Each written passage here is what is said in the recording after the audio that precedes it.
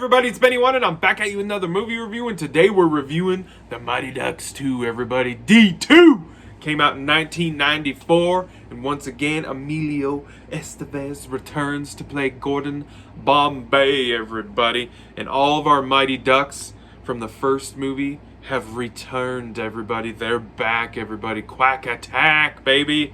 That is right. And we do get some new additions to the Mighty Ducks hockey team in this movie also. So we get Russ, everybody. Kenan effing Thompson plays Russ, the freaking knuckle puck, bitches. That's right.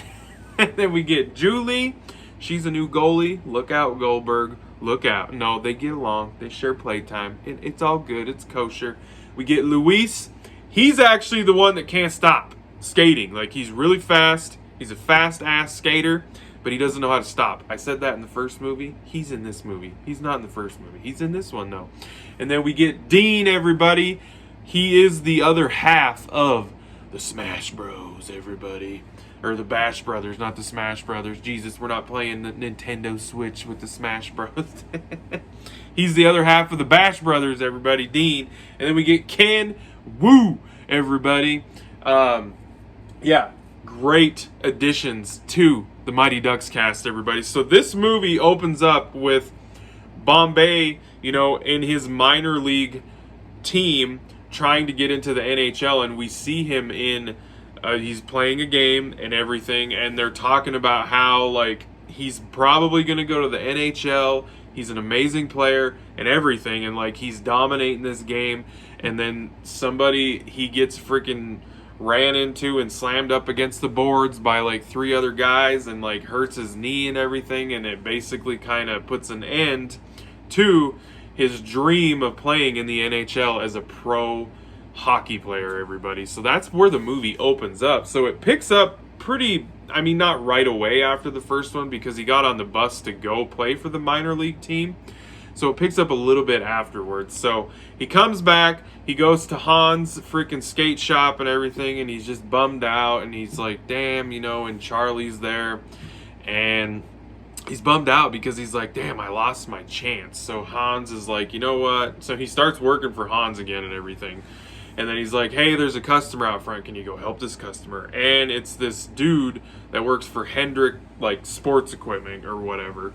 And he offers him a job to coach the, like, little league version of the U.S. hockey team, everybody. That is right. That's where this one goes, is it's Team USA Mighty Ducks this time around, because they go to California and they're in a worldwide tournament this time instead of just like a state, local, little league hockey thing. This one raises the stakes a little bit because we're talking about playing other countries this time around. So, and Iceland, everybody, is the big bad hockey team in this movie, everybody.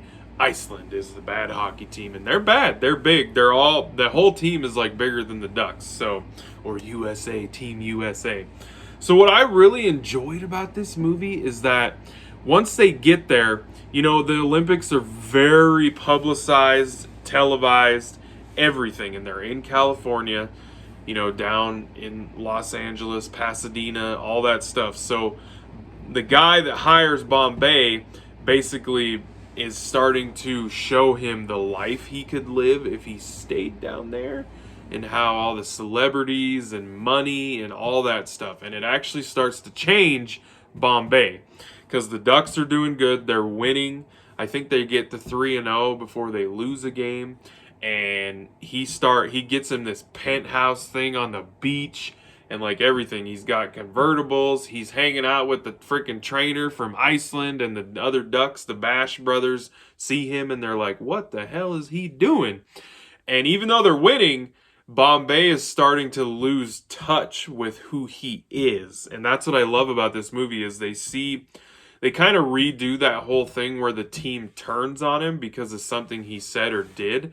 But this time around, it's because he literally starts to solely care about the money and the fame and winning. And he forgets about where he came from and who he was and what made the Ducks the hockey team that they were, about how it's just fun and they're there playing a sport that they love and they're having fun. He loses touch with that. He starts wearing a suit. He starts slicking his hair up, and he loses the team. Like, they totally ditch on his ass. Like, they almost have to forfeit a game because he needs to go soul searching and rediscover himself. And thank God Hans helps him out with that. Like, seriously, helps him out with that.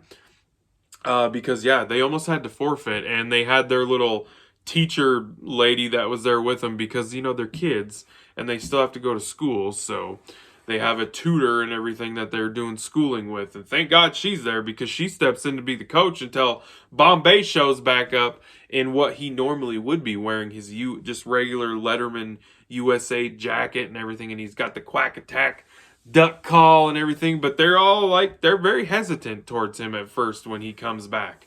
But he gets the team back. They get in their groove again after they lost, because they lost a game, and they get in their groove again. They start having fun. He's like, we're going to get back to the basics, everybody. And they start that Mighty Duck atmosphere back up and everything. And there's just one of the funny things when they're practicing is Luis trying to stop through like a pyramid cans. It's just lots of funny stuff. The actual kid cast in this movie, phenomenal. I love all the new additions that they added with the old Mighty Ducks. Awesome stuff. There's lots of funny sequences of them playing pranks. They go play a street hockey game. That's where Russ gets involved with the knuckle puck and how he eventually becomes a part of the team. And of course, by the end of the movie, we get our big bad championship showdown between Iceland and Team USA. And by the time the game is over, at halftime, the Mighty Ducks come back, everybody. That's right. At halftime, they're down by a few goals, and Hans brings in a box, and he says it's time for the Ducks to fly again, everybody. And it's an awesome little scene in the locker room, and they bust out in the new Ducks uniforms, which I like the OG Duck uniforms more than these ones, but that's okay. This movie was attached to the actual real NHL hockey team in Anaheim, the Mighty Ducks, that was a new team back when this was coming out. So, but yeah, it's a good movie, and of course they win. They win the championship and everything, and it's awesome. I love these movies. They're just such fun, family-friendly, sports-type movies about, you know, playing hockey and having fun and like what being a part of a sports team.